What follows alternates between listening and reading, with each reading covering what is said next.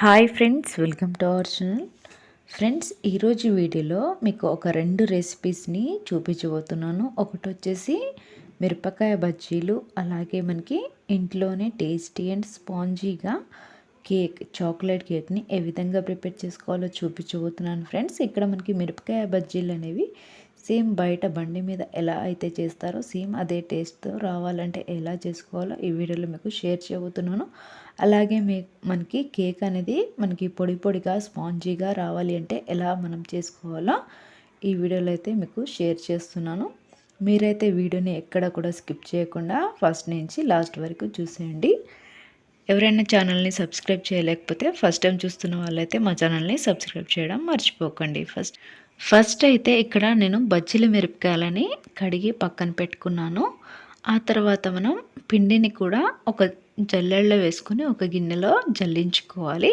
ఎందుకంటే మనకి పిండి అనేది పొడి పొడిగా ఉంటేనే మెత్తగా ఉండాలి, ఉండలు లేకుండా. అందుకోసం నేను ముందే ఇలా జల్లెడేసుకుంటున్నాను. ఇక్కడ పిండి మనకి కొలత ఏం లేదు. నేను నార్మల్గా ఒక పావు కేజీ పైననే పిండిని అయితే ఇలా జల్లించుకుంటున్నాను. పిండి అంతా కూడా ఒక గిన్నెలో ఇలా జల్లెడ పట్టుకున్నాక ఇందులో ఒక స్పూన్ వరకు ఆవాలను అయితే వేసుకుంటున్నాను, మంచిగా టేస్ట్ కోసం ఆవాలు. ఆ తర్వాత రుచికి సరిపడా ఉప్పును కూడా వేస్తున్నాను. ఆ తర్వాత మనకి వంట సోడా ఒక పావు టీ స్పూన్ అయితే వేసుకుంటున్నాను. పిండికి కొద్దిగా ఉంది కాబట్టి కొంచెం వేస్తున్నాను ఈ వంట సోడా అనేది. ఆ తర్వాత ఒక స్పూన్ వరకు ధనియాల పొడిని వేసుకుంటున్నాను. ఈ ధనియాల పొడి వేయడం వలన మనకి బజ్జీలు అనేవి మంచి టేస్టీగా వస్తాయి.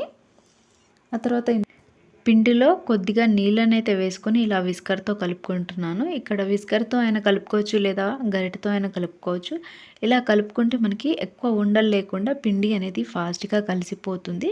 చేతితో కలిపితే మనకి ఎంత ఫాస్ట్గా కలిపినా ఉండలు అనేవి మనకి అక్కడక్కడ ఉండిపోతాయి. అందుకనే నేను చేతితో కాకుండా ఇలా విస్కర్తో కలుపుకుంటున్నాను. ఇందులో కొంచెం చిక్కగా ఉందని చెప్పేసి ఇంకొంచెం నీళ్ళని కూడా వేసేసుకొని మనకి బజ్జీల పిండి ఎలా అయితే కలుపుతామో సేమ్ అదే విధంగా కలుపుకుంటున్నాను. మనకి బయట బండి మీద ఎలా అయితే చేస్తారో సేమ్ అదే టేస్ట్తో రావాలంటే ఈ విధంగా పిండిని అయితే కలుపుకోవాలి. ఇక్కడ మనం పిండి అంతా కలిపిన తర్వాత ఒక చేతి వేలిని ఈ విధంగా పిండిలో ముంచితే మనకి పిండి అనేది చేతికి ఈ విధంగా అంటుకుంటుంది కదా. ఇలా పిండి అనేది అంటుకుంటే మనకి బజ్జీల మిరపకాయలకు కూడా సేమ్ అదే విధంగా అంటుకొని మనకి బజ్జీలు అనేవి బాగా వస్తాయి. పిండిని అయితే పైన మూత పెట్టేసి పక్కకి నానబెట్టుకోవాలి.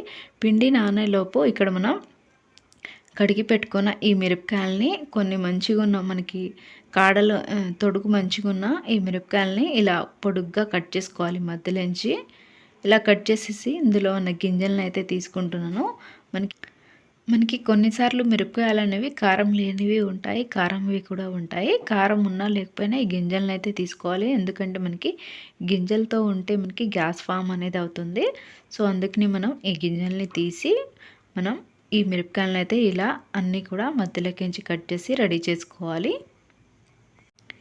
ఈ మిరపకాయలు వచ్చేసి కొంచెం లావు తక్కువగా ఉన్నాయి. మనకి బయట మిరపకాయ బజ్జీలు అయితే ఇంకొంచెం లావుగా ఉంటాయి కదా, కొన్ని మిరపకాయలు ఇంకా ఎక్కువ లావుగా ఉంటాయి కదా. వాటితో చేస్తే కూడా మనకి ఇంకా ఎక్కువ లావుగా బజ్జీలు అనేవి వస్తాయి. వీటితో కూడా బాగానే వస్తాయి, మరీ ఎక్కువ లావుగా కాకుండా మీడియం సైజులో ఉంటాయి బజ్జీలు అనేవి. ఫస్ట్ అయితే వీటిని అన్నిటినీ ఈ విధంగా గింజల్ని తీసి ప్లేట్లో పెట్టుకున్నాను. ఇక్కడ చూడండి, ఈ విధంగా మనం పెట్టుకోవాలి. ఆ తర్వాత ముందుగా చింతపండుని నానబెట్టి గుజ్జు తీసుకున్నాను. అందులో కొంచెం ఉప్పు వేసుకున్నాను. ఆ తర్వాత సన్నగా ఉల్లిపాయలను కూడా కట్ చేసుకుని పక్కన ప్లేట్లో పెట్టుకున్నాను. ఇప్పుడైతే ఉప్పు అలాగే చింతపండు గుజ్జుని ఈ విధంగా మొత్తం కలిపేసుకోవాలి. ఇక్కడ మీకు కావాలంటే ఈ చింతపండు గుజ్జులో కొంచెం వామాలనైనా వేసుకోవచ్చు, మీకు కావాలంటే ధనియాల పొడి అయినా వేసుకోవచ్చు. మీకు ఆ టేస్ట్ కనుక తినాలి అనిపిస్తే లోపల కూడా. ఇక్కడ మనం ఈ విధంగా మనం కట్ చేసిన మిరపకాయ మధ్యలో ఈ చింతపండు గుజ్జునైతే ఈ విధంగా రాసుకొని ఇలా ప్లేట్లో అయితే పెట్టుకుంటున్నాను. ఇక్కడ మనకి బండి మీద అమ్మే వాళ్ళు ఏం చేస్తారంటే మిగిలిపోయిన బజ్జీలు ఉంటాయి కదా, ఆ విరిగిపోయిన బజ్జీలన్నీ కూడా పొడి చేసి చింతపండు గుజ్జుతో కలిపి మనం ఈ మిరపకాయ మధ్యలో పెడతారు. ఇప్పుడైతే మనం నూనె ముందే ఇలా కడాయిలో వేడి చేసుకొని అందులో ఒక జాలి గంటలో పల్లీలన్నీ ఈ విధంగా వేసుకొని ఇక్కడ మనం కొంచెం వేయించుకోవాలి. పల్లీలని వేయించుకొని ఆ తర్వాత ఒక ప్లేట్లో అయితే పెట్టుకుంటున్నాను. ఆ తర్వాత మనం ముందుగా కలిపి పెట్టుకున్న పిండిని ఈ విధంగా చేతితో ఒకసారి కలుపుకోవాలి. ఆ తర్వాత మనం చింతపండు గుజ్జు వేసుకున్న ఈ మిరపకాయలని ఇందులో పిండిలో ముంచేసుకొని మనం ఆయిల్లో వేసుకోవడమే. ఇక్కడ పిండి అనేది ఎక్కువగా మనం మధ్యలో మిరపకాయ మధ్యలో వెళ్ళకుండా ఉండేటట్టు చూసుకోండి. ఎందుకంటే మనకి పిండి లోపల అలాగే పిండి పిండిగా కొంచెం ఉంటుంది తినేటప్పుడు. సో దాని గురించి పిండి ఎక్కువ వెళ్ళకపోతేనే మంచిది లోపలికి మనకి ఈ మిరపకాయ మధ్యలోకి. ఇలా మనం పిండిలో ముంచుకొని ఆయిల్లో వేసుకుంటే మనకి బజ్జీలు అనేవి రెడీ అయిపోతాయి. ఇక్కడ ఒక్కొక్కటిగా ఇలా వేసుకుంటూ మనం ఆయిల్లో వేసుకోవడమే. ఇక్కడ ఆయిల్లో వేసుకున్న తర్వాత మనం జాలిగంటతో అటు ఇటు తిప్పుతూ మనం వీటిని కొంచెం గోల్డ్ కలర్ వచ్చేంత వరకు ఈ బజ్జీలని వేయించుకోవాలి. ఇక్కడ మీరు వేయించేటప్పుడు మంటని మీడియం ఫ్లేమ్లో పెట్టుకొని మాత్రమే వేయించుకోవాలి. ఎందుకంటే మనకి మంట హై ఫ్లేమ్లో పెడితే పైన పిండి అనేది వేగిపోతుంది, కానీ లోపల మిరపకాయలు అనేవి అలాగే పచ్చిగా ఉంటాయి. అప్పుడు టేస్ట్ అనేది సరిగా రాదు. అందుకనే మనం మంటని మీడియం ఫ్లేమ్లో పెట్టుకుంటే మనకి లోపల మిరపకాయ అలాగే మనకి బజ్జీ అనేది బాగా వేగుతుంది. కొన్నిసార్లు మనకి పిండి కొంచెమైనా మిరపకాయ లోపలికి వెళ్తుంది కదా, ఆ పిండి అంతా కూడా మనకి చక్కగా ఉడికిపోతుంది పచ్చిగా లేకుండా. పిండి అనేది ఎక్కువగా మనకి మిరపకాయ మధ్యలో వెళ్ళకపోతేనే బాగుంటుంది. ఎందుకంటే మనం పల్లీలో ఆనియన్స్ వేసుకొని స్టఫింగ్ చేసుకుంటాం కాబట్టి. ఇక్కడ చూడండి, ఈ విధంగా మనకి బజ్జీలన్నీ కూడా దోరగా గోల్డ్ కలర్ వచ్చేంత వరకు వేయించుకున్నాక ఇలా జాలిగంటలో తీసుకొని మనం ఒక ప్లేట్లో సర్వ్ చేసుకోవడమే. ఇక్కడ మీకు మిరపకాయలు ఏమైనా కొంచెం ఎక్కువ పొడుగ్గా అనిపించాయి అనుకోండి, లాస్ట్లో చివరిలో మనకి కొంచెం కట్ చేసుకొని మిరపకాయలని పిండిలో ముంచేసి మళ్ళీ ఈ విధంగా మనం ఆయిల్లో వేసుకుంటే సరిపోతుంది. ఈ విధంగా అన్ని మిరపకాయలని ఆయిల్లో వేసుకొని వీటిని కూడా ఇందాక వేయించినట్టు వేయించుకోవాలి. ఇక్కడ మనం వేయించేటప్పుడు కొంచెం గరిటెతో అటు ఇటు తిప్పుకుంటూ వేయించుకుంటే బజ్జీలు అనేవి అన్ని వైపులా కూడా చక్కగా వేగిపోతాయి. ఇవి కూడా వేగిన తర్వాత తీసి ప్లేట్లో పెట్టుకోవాలి. ఇలా అన్ని మిరపకాయలను కూడా మనం పిండిలో ముంచేసి ఆయిల్లో వేసుకుంటే బజ్జీలు అనేవి రెడీ అయిపోతాయి. బయట మనకి బండి మీద చేసే వాళ్ళ బజ్జీకి మన బజ్జీకి తేడా ఏంటి అంటే, వాళ్ళు ఏం చేస్తారో ఇక్కడ నేను మీకు చెప్తాను చూడండి ఆ టిప్ ఏంటి అనేది. ఇక్కడ మనం ఇలా బజ్జీలని చేసుకున్న తర్వాత మధ్యలోకించి ఈ విధంగా కట్ చేసుకోవాలి. ఇక్కడ చూడండి, కొంచెమైన పిండి అనేది మనకి లోపల వెళ్ళింది. ఇలా నేను అన్ని బజ్జీలను కూడా ఈ విధంగా మధ్యలోంచి కట్ చేసి పెట్టుకున్నాను. ఇక్కడ మనకి విరిగిపోయిన ఈ పిండి బజ్జీల ఉంటాయి కదా, ఇక్కడ చూడండి మనకి ఈ సైడ్కి పిండి అనేది ఈ విధంగా విరిగిపోయి ఉంటుంది కదా బజ్జీలువి, వాటిని ఈ విధంగా తీసేసి మనం చేతితో ఇలా కొంచెం నలిపేసుకొని ఈ పల్లీలలో కలిపేసుకోవాలి. ఆ తర్వాత ఇందులో కొంచెం ధనియాల పొడి, ఉప్పు, కారం మూడింటిని ఈ విధంగా నేను ఒక డబ్బాలో వేసుకొని మిక్స్ చేసుకున్నాను. ఇక్కడ మనకి ఈ పల్లీల పైన అలాగే ఉల్లిపాయల పైన కూడా మొత్తం దీనిని చల్లేసుకోవాలి మసాలాని. ఆ తర్వాత పైనకించి కొద్దిగా నిమ్మకాయని పిండేసుకోవాలి. మరీ ఎక్కువ వేయకూడదు, పుల్లగా ఉండేటట్టు కొంచెం లెమన్ ఫ్లేవర్ తగిలితే చాలు. ఆ తర్వాత మనం ఈ పల్లీలు అలాగే మసాలా ఉల్లిపాయలను మొత్తం ఈ విధంగా కలిపేసుకోవాలి స్టఫింగ్ కోసం. ఇక్కడ మనకి వాళ్ళు విరిగిపోయిన బజ్జీలు ఉంటాయి కదా, వాటన్నిటిని కూడా ఈ స్టఫింగ్లో వేసేటప్పుడు ఈ విధంగా వేస్తారు పల్లీలతో కలిపి. ఇలా వేస్తే మనకి బజ్జీలు అనేవి మంచి టేస్టీగా వస్తాయి. ఇలా కలుపుకున్న ఈ ఆనియన్ పల్లీలని ఇలా మనం కట్ చేసి పెట్టుకున్న మిరపకాయల్లో కనుక వేసుకుంటే మనకి మిరపకాయ బజ్జీ రెడీ అయిపోతుంది. చూసారు కదా, టేస్ట్ కూడా చాలా బాగుంటుంది ఈ విధంగా కనుక వేసుకుంటే. ఇక్కడ మీకు కావాలంటే ఇంకొంచెం జీలకర్ర అయినా వేసుకోవచ్చు పిండిలో కలిపేటప్పుడు వామతో పాటు. ఈ విధంగా నేను కట్ చేసిన బజ్జీల మధ్యలో ఈ విధంగా ఉల్లిపాయలు అలాగే పల్లీలను వేసి రెడీ చేసుకుంటున్నాను.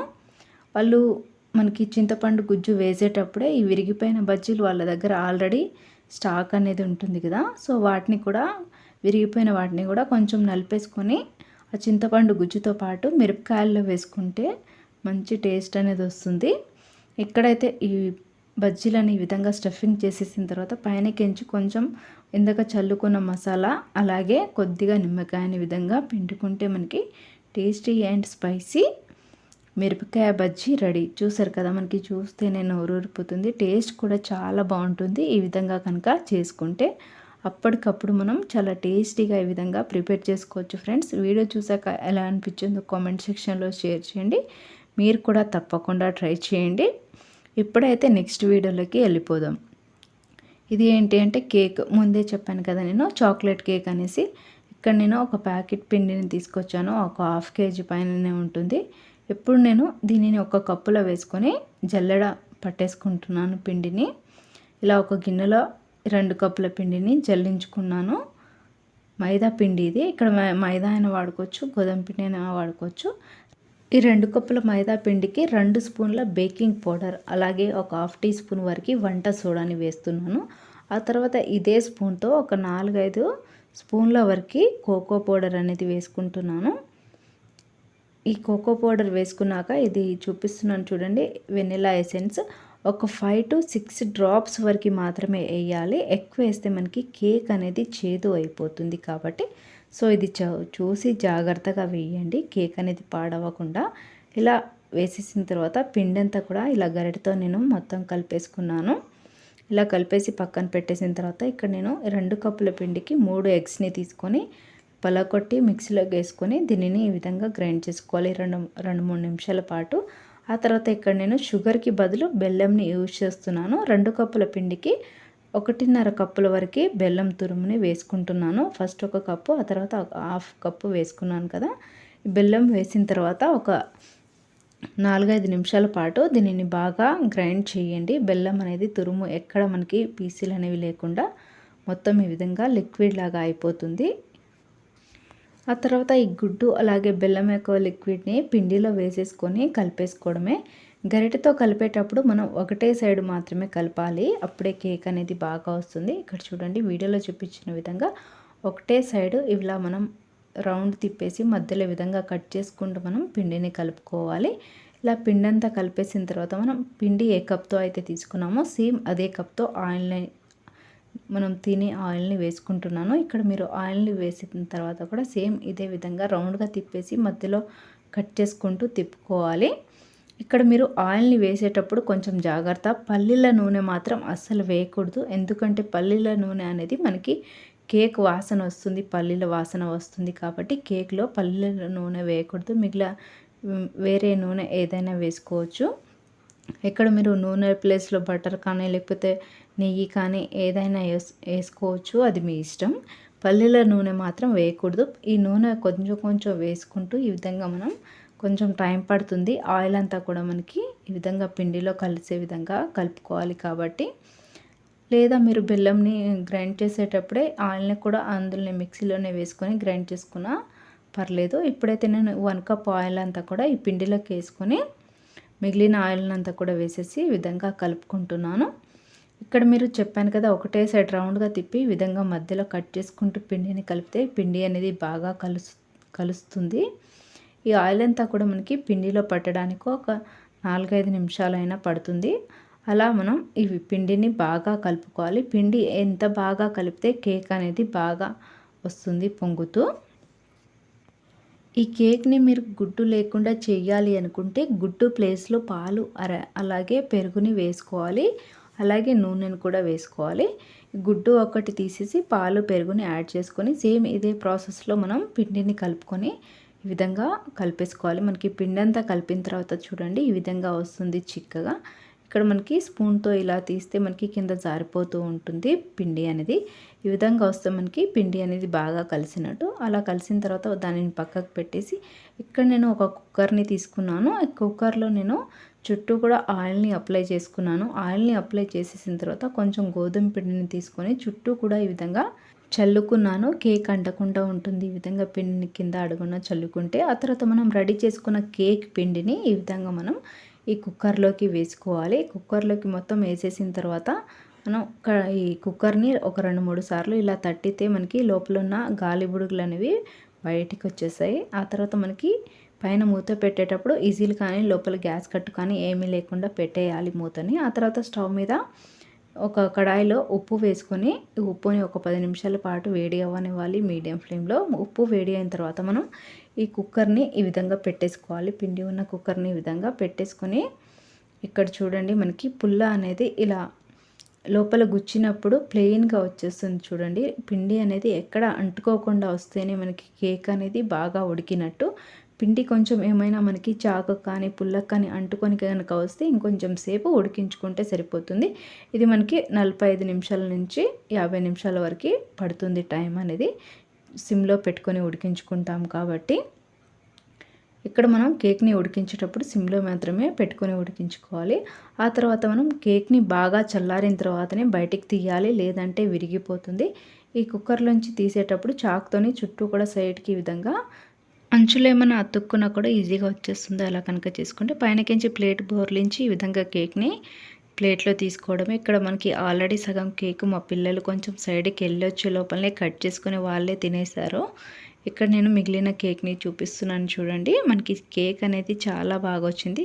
వాళ్ళు ముందే కేక్ని కొంచెం కట్ చేయడం వలన రౌండ్గా రాలేదు. మనకి కుక్కర్లో కనిపించింది కదా రౌండ్గా, అలానే వస్తుంది. మా పిల్లలు కొంచెం ఎక్కువ అల్లరి చేశారు, అందుకనే వాళ్ళే కట్ చేసుకొని తీసేసుకున్నారు. ఇక్కడ చూసారు కదా కేక్ అనేది చాలా బాగా వచ్చింది. మనకి పొడి పొడిగా స్పాంజీ లాగా ఫ్లఫీగా బాగా వచ్చింది కేక్. టేస్ట్ కూడా చాలా బాగుంటుంది ఫ్రెండ్స్. మీరు కూడా తప్పకుండా ట్రై చేయండి. ఈ కేక్ వీడియో ఎలా అనిపించిందో కామెంట్ సెక్షన్లో షేర్ చేయండి. మరిన్ని వీడియోస్ కోసం మా ఛానల్ని సబ్స్క్రైబ్ చేయండి.